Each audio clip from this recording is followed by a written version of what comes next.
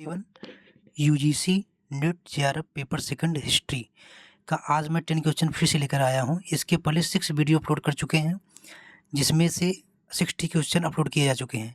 यदि आपने उसको नहीं देखा तो देख लीजिएगा।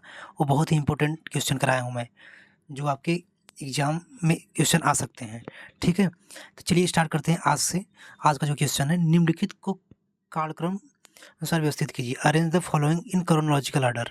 ठीक है, पाणिनिक अष्टाध्यायी दिया है, चरक संहिता, पाणिनिक अष्टाध्यायी है यहाँ पे, फिर चरक संहिता, पुराणों का संकलन, कंपाइलेशन ऑफ पुराना, फिर भारत का नाटशास्त्र में भरत मुनि है ये, नाटशास्त्र भरत, और कालिदास के संस्कृत नाटक, कालिदास के संस्कृत नाटक, संस्कृत प्लेज ऑफ कालिदास। अब इन्हें हमें क्रोनोलॉजिकल ऑर्डर में लगाना है, तो चलिए एक एक करके लगाते हैं। ये पाणिनि का जो अष्टाध्यायी है, ये कब राइट किया, मतलब कब इनका माना जाता है, तो six BC, 6 BC to 5 BC, right. Charaka Samhita, Charaka Samhita जो चरक है, ठीक है, चरक संहिता लिखा था उन्होंने। अगर इनको देखा जाए सेकंड BC से सेकंड AD तक माना जाता है, ऐसा AD, ठीक है। पुराणों का संकलन माना जाता है 3rd AD है, 3rd AD to 5th AD, कहीं कहीं, क्योंकि 10 AD तक पुराणों का संकलन होता रहा है। लेकिन ठीक है, ये 10 पुराणों की बात है जो लोमहर्ष और उनके पुत्र उग्रश्रवा ने संकलित किया, तो मैं उसकी बात कर रहा हूँ। और भरत मुनि के नाट्यशास्त्र, भरत लिखा है यहाँ पर, दरअसल भरत मुनि के नाट्यशास्त्र है, उन्होंने नाट्यशास्त्र लिखा था। इसका भी देखिए क्या होगा, 2nd BC से 2nd AD। अब देखिए यहाँ पे चरक संहिता और सेम हो गया, लेकिन बताता हूँ कैसे। कालिदास से संस्कृत नाटक, कालिदास आप जानते हैं चंद्रगुप्त विक्रमादित्य जो थे, चंद्रगुप्त सेकंड जिसे कहते हैं आप, उनके दरबार में थे, नवरत्नम शामिल थे। तो ये क्या हो जाएंगे, इनका हो जाएगा 5th AD से 6 AD, और समझिए कहीं कहीं 4 AD लिखा है, मतलब 4 to 5th AD। चलिए मैं इसको मान के चलता हूँ, आप लग जाएगा क्योंकि AD है ना, लगाते हैं इसको। अब देखिए पाणिनिक अष्टाध्यायी आप समझ पा रहे हैं, क्या लिखा है, 6 लिखा है, दरअसल 6 BC से है और 5th BC, मतलब ऑप्शन ए मतलब फर्स्ट हो जाएगा, क्योंकि यही सबसे पहले का है, मतलब बहुत बात का है। तो फर्स्ट कहाँ दिया है, 2 जगह दिया है। फिर चरक संहिता 2nd BC और 2nd AD। देखिए जो चरक संहिता जो चरक ने लिखा था, ये सबसे पहले लिखी थी, और उसी समय में भरत मुनि नाट्यशास्त्र है, लेकिन इनके बाद उन्होंने नाट्यशास्त्र लिखा है, ये बात ध्यान रखना है। इसलिए क्रोनोलॉजी ऑर्डर में क्या होगा, ये बाद में आ जाएंगे, ठीक है। तो फर्स्ट के बाद सेकंड, सेकंड के बाद आएंगे फोर्थ, फर्स्ट सेकंड के बाद आ जाएंगे फोर्थ, ठीक है, फर्स्ट सेकंड फोर्थ, फिर आएगा 3। 3 क्यों आएगा, क्योंकि 3 क्या लिखा है, 3 AD से 5th AD, फिर 5th आ जाएगा कालिदास। तो फर्स्ट सेकंड फोर्थ 3, मतलब ऑप्शन 3 इज द राइट। देखिए जो पाणिनि थे, पाणिनि ने अष्टाध्यायी लिखा है, इस नाम भी लिखा है यहाँ पे। ये जो नंद वंश के शासक थे, महापरनंद, उनके मित्र थे, ठीक है। और चरक संहिता चरक ने लिखा है, पुराणों का संकलन किया गया है लोमहर्ष उनके पुत्र उग्रश्रवा द्वारा, ठीक है। कहीं कहीं वेदव्यास का नाम मिलता है, लेकिन जो बताया लोमहर्ष उग्रश्रवा ज़्यादातर वही माने जाते हैं। भारत का नाट्यशास्त्र भरत मुनि ने लिखा था, 2nd BC से 2nd AD के बीच लिखा गया है।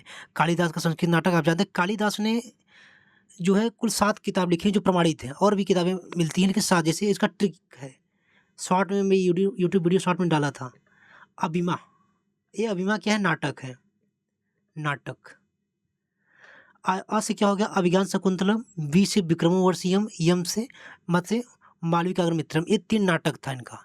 और उसके बाद कुर ऐसे लिख देंगे, कुमार संभवम और रघुवंशम, ये 2 इनके महाकाव्य थे, ये भी ठीक है। ये महाकाव्य है, और 3 नाटक थे, मैंने बताया था, अभिज्ञान शकुंतलम, विक्रमोर्वशीयम, मालविकाग्निमित्रम, और कुमार संभवम और रघुवंशम, ये क्या है, इनके महाकाव्य हैं। और उन्होंने 2 खंडकाव्य लिखा था, जिसका टिक याद करिए, रिमे, ऋतु संहार और मेघदूतम, ये क्या था, खंडकाव्य था। तो कालिदास के बारे में 7 बुक रट लीजिए, क्योंकि एग्जाम कई बार पूछा जाता है कौन सा नाटक है, कौन सा महाकाव्य है, कौन सा खंडकाव्य है। अगर आपको 7 नाम पता है, तब भी आपको ये पता होना चाहिए नाटक कौन सा है, खंडकाव्य कौन सा है, और कौन सा उनका महाकाव्य है, ये आपको ये पता होना चाहिए, ठीक है। तो इस क्वेश्चन का आंसर क्या हो जाएगा, आंसर 3rd। नेक्स्ट क्वेश्चन की तरफ बढ़ते हैं। निम्नलिखित में से किन्होंने अपने सिक्कों पर शिव को अंकित करवाया है, who among the following had Shiva depicted on their coins. अब इसको समझ लीजिए, हर्ष, शशांक, वासुदेव, भीम कटफिशर। हर्ष भी कराए हैं, शशांक भी कराए हैं, वासुदेव भी कराए हैं, भीम कटफिशर, मतलब ये चारों लोग हो जाएंगे। ठीक है, इसका आंसर फोर्थ हो जाएगा। देखिए हर्ष ने बाद में क्या, बाद में इन्होंने बौद्ध धर्म अपना लिया था, बौद्ध धर्म अपना लिया था। ठीक है, लेकिन जो है शुरुआत में शैव धर्म के अनुयायी थे। शशांक शशांक शैव भक्त था। ठीक है, अब इनके सिक्कों, इन लोगों के सिक्कों में मिलता है कि ये लोग शैव अनुयायी थे। शशांक ने बोधि वृक्ष कटवा लिया था, जहाँ पे भगवान बुद्ध को ज्ञान प्राप्त हुआ था, पीपल का वृक्ष था, उसको कटवा दिया था। ठीक है, शशांक जो था हर्षवर्धन के समकालीन था, एक गौड़ वंश जो था बंगाल का, उसका राजा था ये। वासुदेव जो है कुशवाहा वंश का सबसे अंतिम महत्वपूर्ण राजा था ये। इसके सिक्कों पर जो है शिव नंदी त्रिशूल की मिलता है सिक्कों पर। और भीम कटफिशर भी कुशवाहा वंश का राजा है। ठीक है, इसके भी सिक्कों पर जो है पता चलता है कि ये भी शैव भक्त था। ठीक है, तो इस तरीके से आप समझ पा रहे हैं, हर्ष, शशांक, वासुदेव, भीम कटफिशर, ये चारों के चारों क्या है, शैव भक्त थे। ये क्वेश्चन पूछा गया था यूजीसी नेट में, इसलिए मैंने ले लिया। ठीक है, नेक्स्ट क्वेश्चन की तरफ बढ़ते हैं। निम्नलिखित में से कौन सा कथन सही है? Which of the following statement are correct? Kanishka का सत्यारोहण 58 सी लिया है। एक्सेशन ऑफ कनिष्क, ठीक है, 58 सी। कनिष्क को सिकंदर का आक्रमण, invasion of Alexander of Macedonia 327 to 325 BC। सातवाहनों द्वारा भूमि अनुदान का सर्वाधिक आरंभिक शिलालेख साक्ष्य 100 और 200। ठीक है, C. Earliest epigraphic evidence of land grant by Satavahana. ठीक है, मौर्य शासन का अंत 185। End of the Mauryan rules 185 BC। फिर नेक्स्ट क्या है? मगध क्षेत्र के धान की रोपाई का आरंभ 400 AC। The beginning of the paddy transplantation in Magadh region 400 C। ठीक है, नीचे choose the correct option, answer the from option given, मतलब कौन सा सही हमें एक करेक्ट ऑप्शन चुनना है इसमें, राइट। अब देखिए, अब एक एक करके समझते हैं। पहले कनिष्क का सत्यारोहण ये 58 AD नहीं 78 AD में हुआ है। 78 AD, इस हिसाब से कथन गलत हो गया। अच्छा, 58 AD में क्या हो गया? विक्रम संवत चला था, विक्रम संवत। ठीक है, यहाँ राइट नहीं कर रहा हूँ, ये गलत हो गया। विक्रम संवत जान लीजिए आप। मकदूनिया के सिकंदर का आक्रमण 327 to 325 BC है। ठीक है, ये राइट है, क्योंकि 326 में तो इसने झेलम का युद्ध हुआ था, हाइडेस्पिच का युद्ध हुआ था, आप जानते हैं, तो इसलिए ये राइट हो जाएगा। सातवाहनों द्वारा भूमि अनुदान का सर्वाधिक आरंभिक शिलालेख 100 to 200 C। ठीक है, तो ये भी राइट है। सातवाहनों ने ही सबसे पहले जो है बौद्धों को, ब्राह्मणों को भूमि देना शुरू किया है। इसमें जो सातकर्णी प्रथम थे सातवाहन शासक, उनकी जो पत्नी थी रानी नागनिका, उनका एक अभिलेख है, नाना घाट अभिलेख, जो महाराष्ट्र के नासिक से मिला हुआ है। ठीक है, तो वो उसमें पता गया कि भूमि अनुदान दिया जाता था ब्राह्मणों को, बौद्धों को। ठीक है, फिर लिखा है मौर्य साम्राज्य का अंत, आप जानते हैं 150, ये भी सही कथन है। 185 AD में क्या हुआ था? BC, दरअसल BC सॉरी BCE में क्या हुआ था कि जो अंतिम मौर्य शासक था बृहदत्त, उसकी हत्या जो है उसी के सेनापति पुष्यमित्र शुंग ने कर करके शुंग वंश की स्थापना कर दिया था। शुंग वंश की स्थापना पुष्यमित्र शुंग ने। तो इस हिसाब से ये स्टेटमेंट राइट हो जाएगा। लेकिन मगध क्षेत्र में धान की रोपाई का आरंभ 400 BC, ये स्टेटमेंट रॉन्ग हो जाएगा, क्योंकि धान की रोपाई 6th BC में ही शुरू हो गया था, BC। ठीक है, इसलिए रॉन्ग हो जाएगा। मतलब सही आपके सामने क्या हुआ? BCD। तो ऑप्शन क्या हो जाएगा? BCD, option B is the right answer. तो इसमें कोई एक्सप्लेन करने लायक है तो अब मैंने बता दिया, साला एक्सप्लेन उसमें कुछ नहीं है। बाकी जब डिटेल हिस्ट्री का वीडियो लेके आऊँगा तब पढ़ाऊँगा ही उसमें। निम्नलिखित कालानुक्रम व्यवस्थित कीजिए। देखिए, arrange the following chronological order. Ashok का राज्यकाल, रीजन ऑफ अशोक।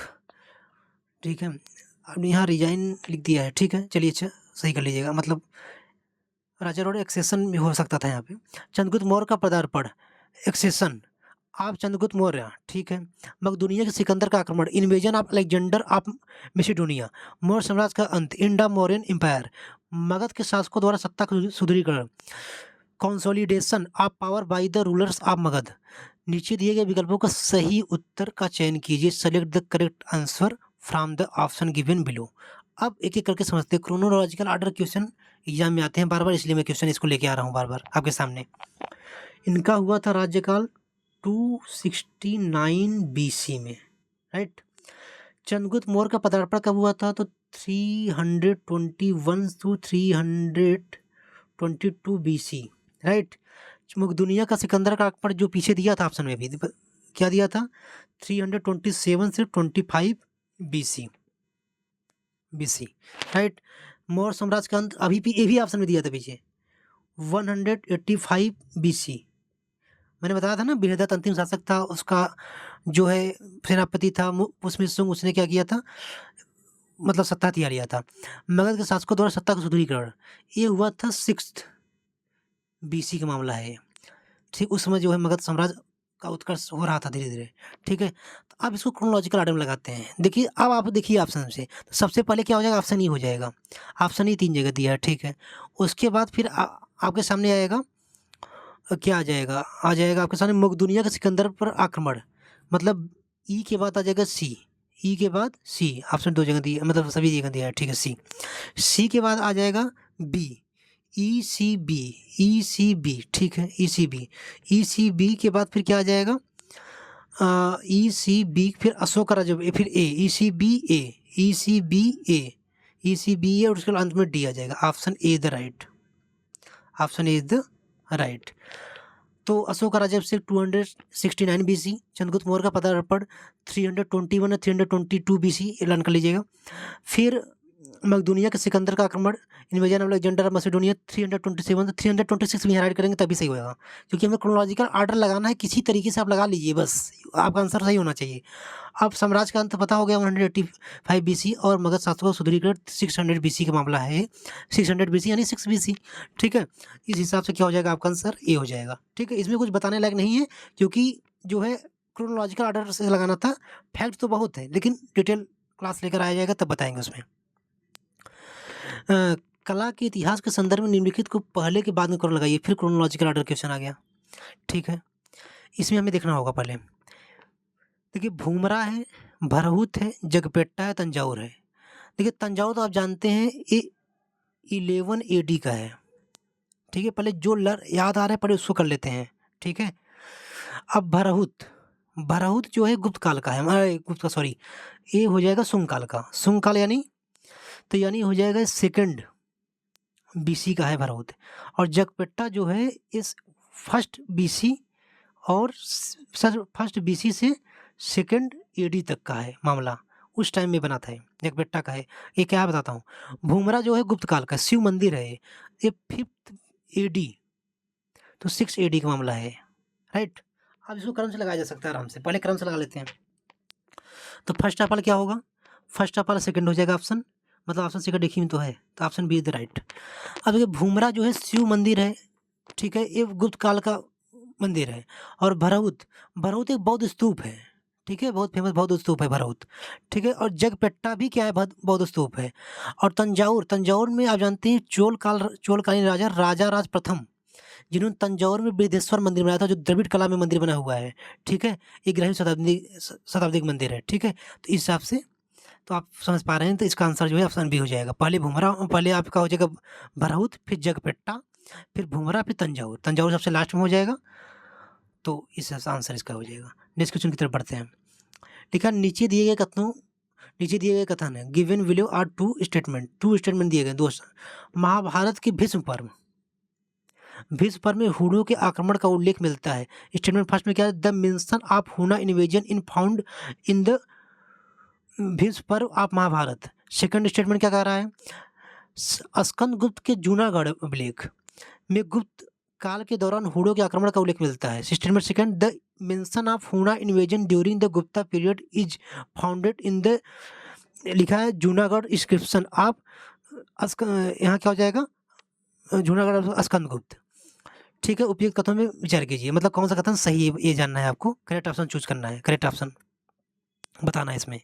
ठीक है, अब देखिए महाभारत का जो भीष्म पर्व है, ये 10वें स्टेटमेंट सही है। इसमें देखिए महाभारत में कुल 18 पर्व हैं।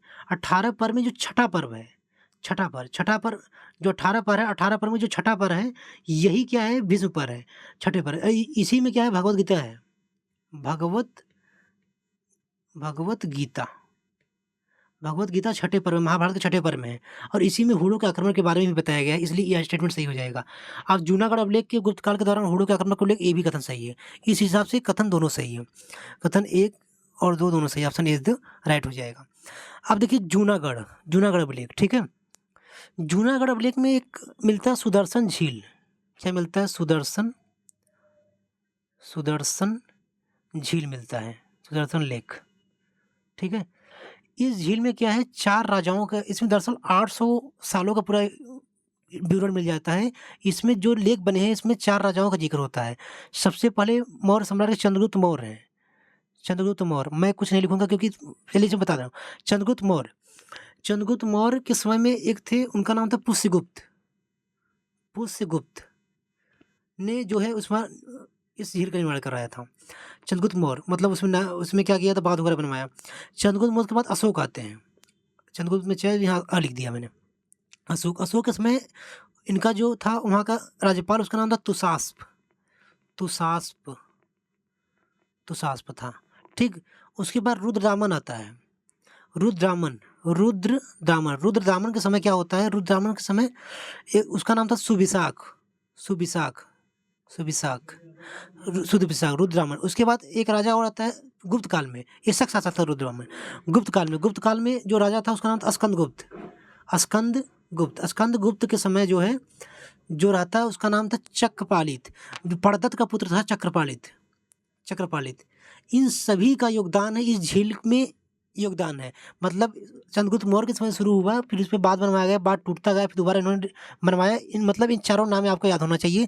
सुदर्शन झील से कौन कौन जुड़े हुए हैं, तो चंद्रगुप्त मौर्य जुड़े हुए हैं, और उनके समय पुष्यगुप्त जुड़े हुए हैं। अशोक के समय तुषार जुड़े हुए हैं, और रुद्रदामन के समय जो है सुविशाख जुड़े हुए हैं, और स्कंदगुप्त के समय चक्रपालित जुड़ा हुआ है, जो कि पड़दत्त का पुत्र था।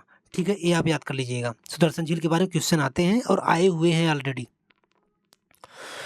इलाहाबाद स्तंभ लेख में उल्लेखित समुद्रगुप्त के विजय दक्षिणापथ के राज्यों को अनुक्रम लगाई थी। देखिए समझिए इसको, लिखा arrange the kingdom of Dakshinapatha conquered by the Samudragupta as mentioned in the Allahabad pillar inscriptions in chronological order। Devrashtra है, कांची है, पृष्ठपुर है, वेंगी है। ठीक है, तो इसमें सबसे पहले हो जाएंगे आपके पास पृष्ठपुर के बाद कांची के बाद फिर हो जाएंगे वेंगी के बाद देवराष्ट्र।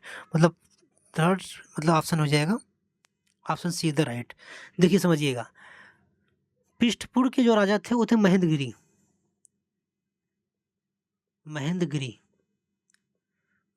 ऐसी आज की मात्रा इधर होगी, महेंद्रगिरी।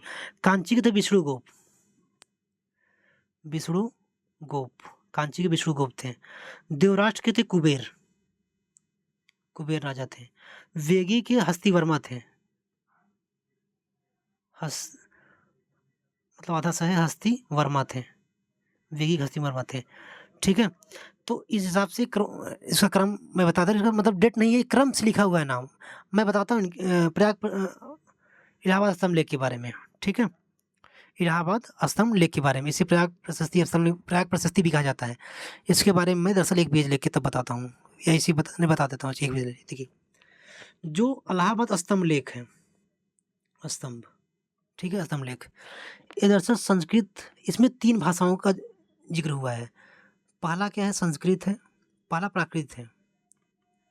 प्राकृत। सेकंड क्या है, संस्कृत है। फिर क्या है, फारसी। संस्कृत में आप जाते हैं, ब्राह्मी लिपि का प्रयोग हुआ है। संस्कृत जो है गुप्त ब्राह्मी लिपि बोलते हैं इसको, गुप्त ब्राह्मी लिपि।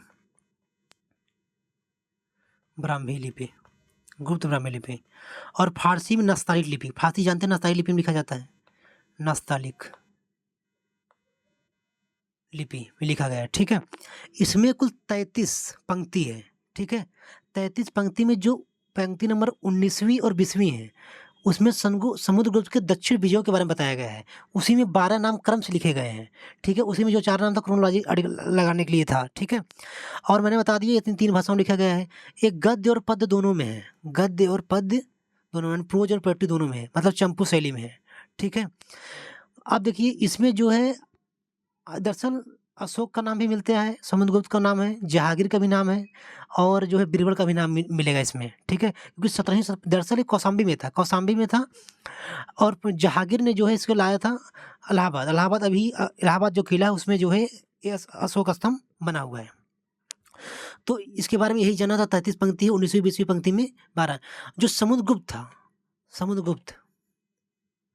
समुद्रगुप्त, ये विजयों को जो है कई पार्टों में किया था। जैसे आर्यव्रत के लिए इसने प्रसवोधरण की नीति अपनाया था। प्रसवोधरण की नीति मतलब पूरी तरह बलपूर्वक जीत लेना। आर्यव्रत के 9 राज्यों को जीता। फिर साउथ इंडिया के लिए मतलब दक्षिण भारत के लिए ग्रहण मोच्छानुग्रह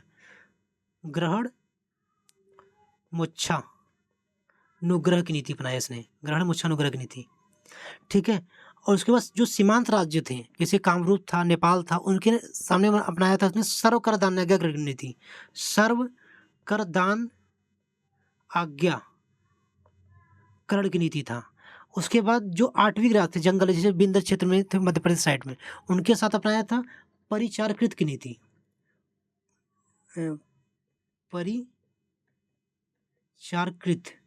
परिचारकृत की नीति। और एक विदेशी राज्य थे उनके साथ बनाया था कन्योपायन की नीति,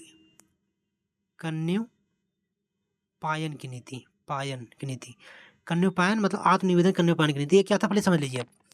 जो प्रसवोधरण की नीति थी, जो आर्यव्रत के कुल 9 राज्य थे उनको इसने जबरदस्ती जीत लिया, अपने राज्यों में मिला लिया।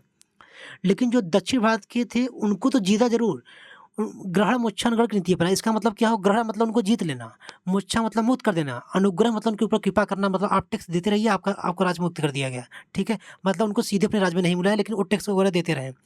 सर्व कर दान आज्ञा की नीति। और जो सीमांत राज्य थे जैसे कामरूप नेपाल वगैरह, उनसे कहा कि जो है आप जो है हमें समय मतलब सभी प्रकार के कर देंगे, ठीक है, और हमारी आज्ञा का पालन करेंगे, ठीक है। और जो 8वीं ग्रास थे जो जंगली वाले राज थे, जंगल में जो वहाँ रहते थे, उनको जीत लिया, उनको कहा अपने सेवा में बनाए, परिचार के मतलब अपने सेवा में रख लिया कि जो कार्य हैं आप हमारी सेवा करेंगे, ठीक है।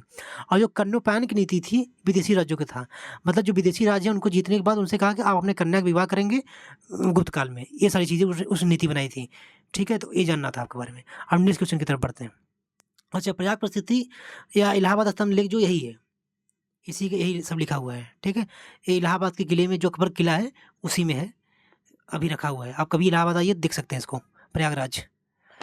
अब क्वेश्चन नंबर 8, निम्नलिखित में से कौन सा महायान बौद्ध धर्म का प्रमुख लक्षण है? Which of the following are the main feature of Mahayana Buddhism? Buddha की प्रतिमा का पूजा, worship of the image of Buddha, स्थानीय पंथों का आत्मसातीकरण, assimilation of local cults, Bodhisattva की धारणा, कॉन्सेप्ट ऑफ बोधिसत्व, बौद्ध दर्शन के प्रचार के लिए पाली भाषा का प्रयोग, यूज ऑफ पाली और the propagation of Buddhist philosophy, ठीक है, बौद्धिस्ट फिलॉसफी। फिर नीचे दिए गए कौन सा कथन सही है, आपको करेक्ट आंसर जानना, करेक्ट आंसर कौन सा है आप बताइए। लिखा है Buddha worship of the image of Buddha, Buddha की प्रतिमा की पूजा, ये सही है। स्थानीय पंथों का आत्मसातीकरण, एसिमुलेशन ऑफ लोकल कल्ट, बिल्कुल सही है, भी सही है। बोधिसत्व की अवधारणा तो थी ही थी, ठीक है। यहाँ पे पाली भाषा नहीं होगा, संस्कृत भाषा होगा। क्या हो जाएगा? संस्कृत भाषा। इस ये कथन गलत हो गया, ठीक है। 1 2 3 1 2 3 1 2 3 हाँ, option D is the right. अब देखिए जो महायान शाखा था, महायान शाखा बुद्ध को जो है बोधिसत्व को मानता था, मतलब भगवान बुद्ध का मूर्ति पूजा करता था। लेकिन जो हीनयान शाखा था, जैसे थेरवादी भी कहते हैं, हीनयान मतलब थेरवादी लिख दे रहा हूँ यहाँ पे, थेरवाद, ये जो है भगवान बुद्ध की शिक्षाओं में विश्वास करने वाले थे। भगवान बुद्ध को जो है महान पुरुष मानते थे, लेकिन मूर्ति पूजा का विरोध करते थे और जो है उनकी शिक्षाओं ग्रहण करते थे बस। और इन्होंने जो है पाली भाषा का प्रयोग इन्होंने किया है, पाली भाषा का प्रयोग इन्होंने किया है, ठीक है। इसीलिए जो इनकी बुक लिखी गई महायान की, इन्होंने इनकी बुक है महायान, जो संस्कृत भाषा में लिखी है, महायान बौद्ध ग्रंथ है। तो उसमें क्या है, महायान सूत्र है, महायान सूत्र, ललित बिस्तर है, ललित बिस्तर। उसके बाद फिर क्या है, प्रज्ञा पारमिता सूत्र है, प्रज्ञा पारमिता सूत्र। एक एग्जाम पूछता है, ये महायान शाखा का बुक है और संस्कृत भाषा में लिखा गया है। जबकि थेरवाद यानी हीनवान ने जो ग्रंथ लिखा है वो त्रिपिटक है, त्रिपिटक। हमने कल ही बताया था, सुत्त पिटक, विनय पिटक, अभिधर्म पिटक। अच्छा, कल से याद आया, कल जो क्लास 6 था उसका जो क्वेश्चन नंबर 4 था, उसमें जो है रानी रुद्रामा देवी के बारे में बता रहा था। वो काकती वंश की नहीं है, वो काकती वंश की रानी है। हमने उसमें गलती से वकाटक बोल दिया, लेकिन क्वेश्चन सही कराया हूँ, बस बोल गलत दिया हूँ मैं, उसको सही कर लीजिएगा, ठीक है। तो इस हिसाब से हो जाएगा, इसका आंसर डी हो जाएगा। निम्नलिखित में से पहले से बाद के कालक्रम व्यवस्थित करिए। Arrange the following in chronological order from earliest to latest. लिखा है Periplus of the Erythraean Sea, ये फर्स्ट AD का है, ठीक है। शियुकी हिंसवान के 7 AD का है। मणिमेखले 5th AD तो 6 AD माना जाता है इसको। सुत्तनिपात ये 5th BC से 3rd BC का है, ठीक है। मतलब ये पहले आ जाएगा, मतलब ऑप्शन 4 ऐसे ऑप्शन ए ही हो जाएगा इसका आंसर। अब देखिए पहले समझिएगा, देखिए जो पेरिप्लस ऑफ द एरिथ्रियन सी है एक यूनानी नाविक था, लेकिन ग्रीक भाषा में बुक लिखा है। इसमें भारत का जो यूरोप के साथ व्यापार होता था उसके बारे में बताया गया है, ठीक है। और जो सियुकी है वेनसांग के द्वारा लिखा गया है, ठीक है। 7वीं शताब्दी जो हर्षवर्धन के काल में आया था ये। और मणिमेखले से सत्यनारायण ने लिखा है, ठीक है। इसलिए इसका जो कार्यकाल है। और सुत्तनिपात क्या है? सुत्तनिपात जो बौद्ध ग्रंथ है, बौद्ध ग्रंथ में हमने बताया था त्रिपिटक थे, त्रिपिटक सुत्त पिटक, विनय पिटक, अभिधम पिटक।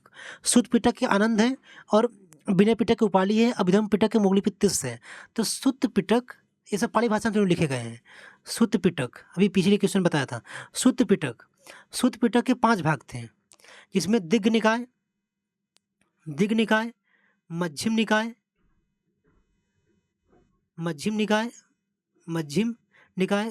मध्यम निकाय, संयुक्त निकाय, अंगुत्तर निकाय, उसके बाद फिर था खुद्दक